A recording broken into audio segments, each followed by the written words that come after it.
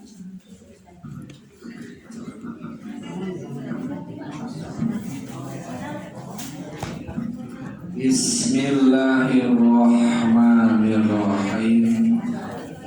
Pada kesempatan ini kita masih membahas masalah tentang sholat khauf, syiddatul khauf ya.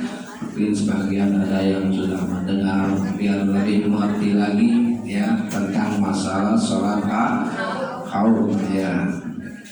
Masailu fi sholatil khaufi, masalah dalam sholat khauf. Sholat khauf itu adalah sholat dalam ketakutan, baik ketakutan dalam peperangan, ketakutan terhadap kebakaran, ketakutan kebanjiran, ketakutan binatang buas ya, atau ketakutan ditagih hutang ya. Ya, ini ada caranya sholat khauf ya. Ya. Yang pertama, kalau lagi perang, ya juzu hamlus silahi, boleh membawa senjata. Lagi sholat membawa senjata ya. Asna as-sholati, di pertengahan sholat, baliusanu, bahkan disunatkan ya. Lagi sholat membawa senjata boleh ya, bahkan disunatkan. Maka supaya kalau lagi jadi khotib suka pegang apa itu pedang gitu ya, pegang tumbak, macam-macam senjata ya. Pokoknya senjata yang biasa dipakai perang. Idza khafal adu, apabila takut ada musuh, khawatir ada musuh, wah lagi sholat datang, udah dia bawa senjatanya, lagi sholat boleh ya. Fa'idza tanajasa alqahu, apabila itu senjatanya ada najisnya, alqahu, lemparkan ya. Lagi sholat lemparkan. Illa idza turra, kecuali apabila diperlukan ya. Kalau diperlukan nggak usah dilemparkan. Fayam siku, maka dia tahan sholat senjatanya lagi sholat itu ya, dia pertahankan walaupun ada najisnya.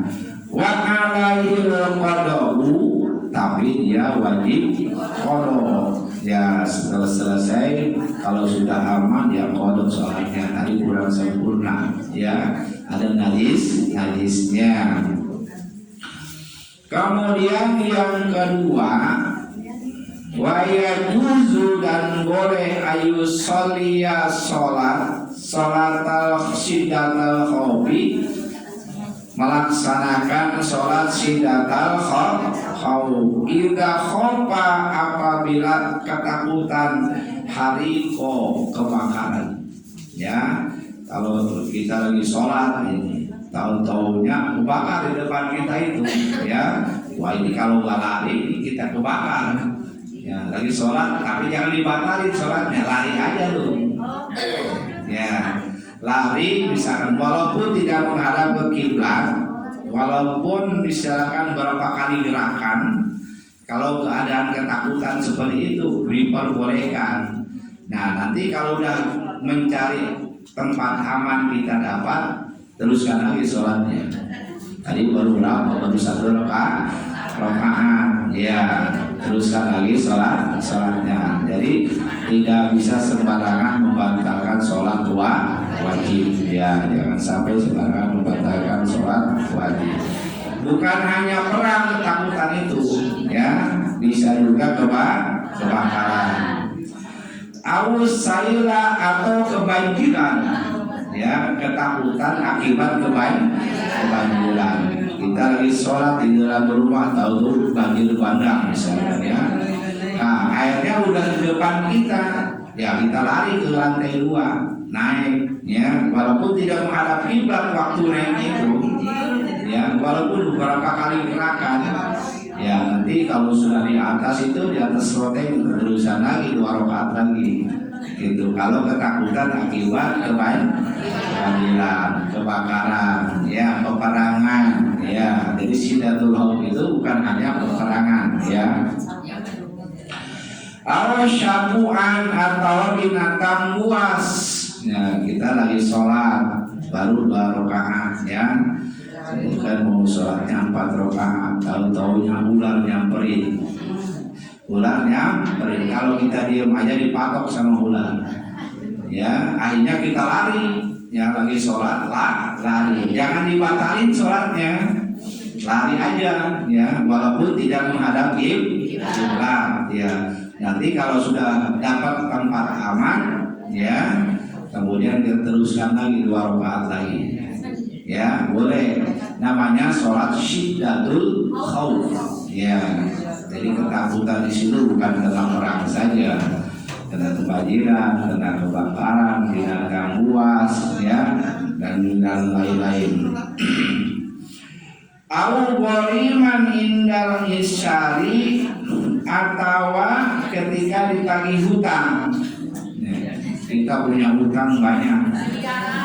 Orang yang menagih datang, ditanya lagi sholat. Ya, orang yang lagi datang. Nah, kalau ketakutan kepada yang nagih, yang dibayar buat bayar nggak ada, yang nagih datang, kita mengamankan diri ke dalam kamar, misalkan jalan aja, lagi sholat juga jalan, tapi jangan dibatalkan, ya, jalan walaupun tidak menghadap kiblat, ke belakang, ya, lari, gitu, ya, ngumpet di sini tagih utang, ya.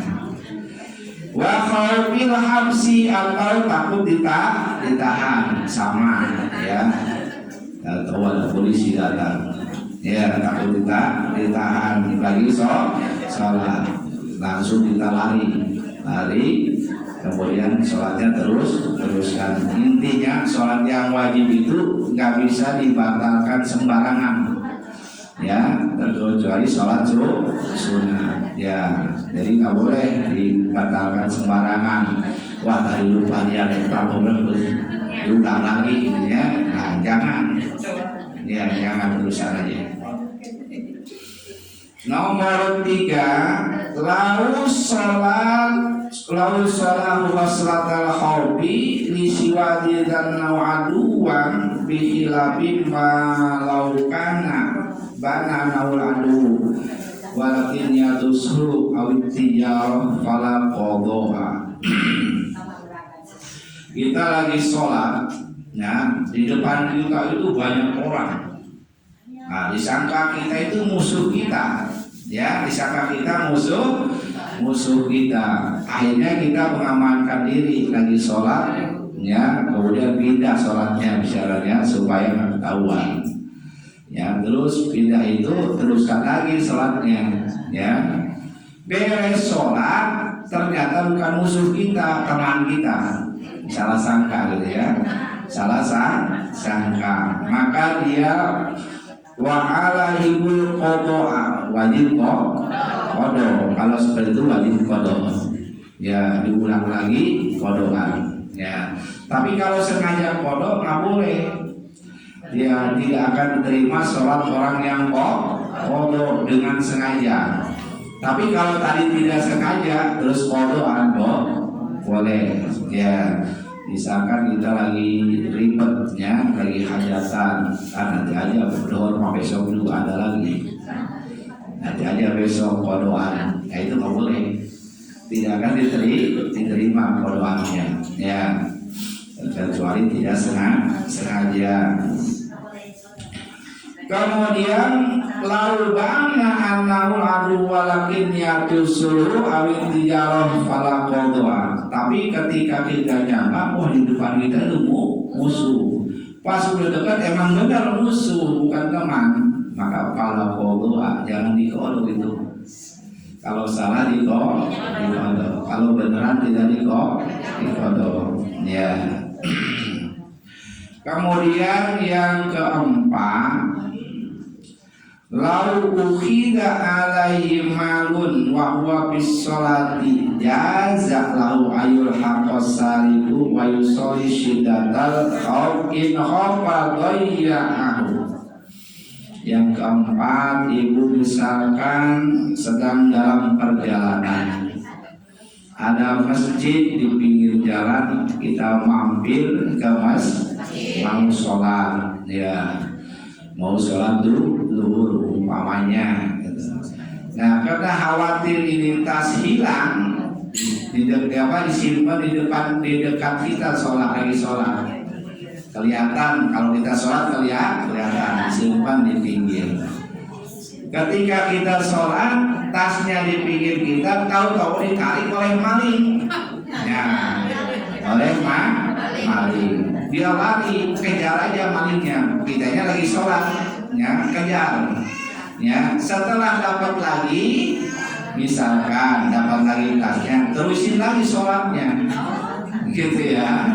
Itu namanya sholat syiddatul khauf. Ya, walaupun pertama sholatnya nggak niat syiddatul khauf ya, niat sholat tidur aja. Tapi kalau posisi seperti itu dimasukin termasuk syiddatul khauf, sholat dalam ketakutan kehilangan harta, ketakutan kehilangan benda atau apa saja ya. Pokoknya sifatnya ketakutan. Boleh kita kejar maling dulu, ya sholat dulu kurang 2 rakaat.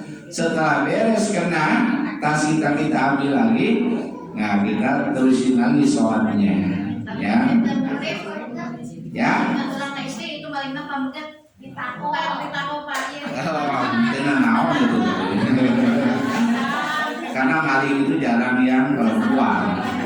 Kebanyakan laki-laki larinya kencang, gitu ya. Nah itu alasannya.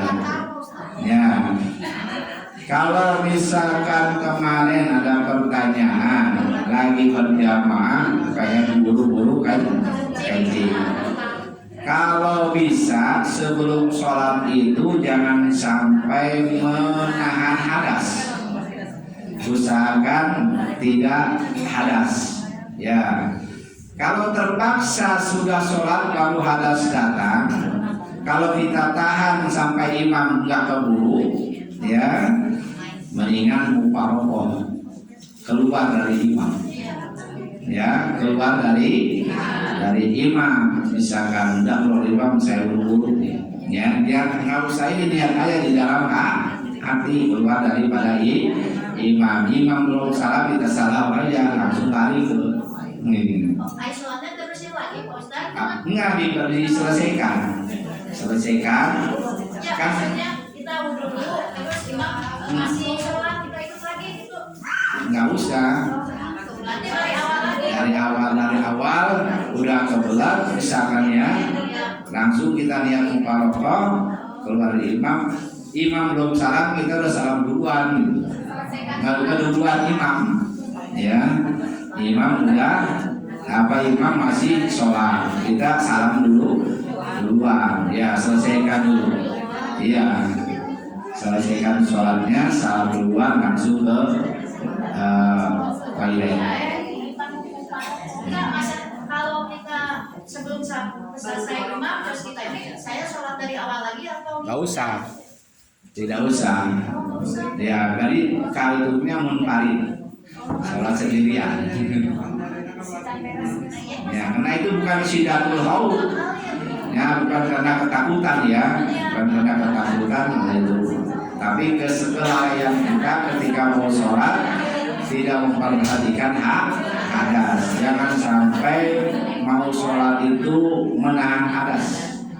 Ya, walaupun dipaksakan bisa sampai selesai itu termasuk makruh.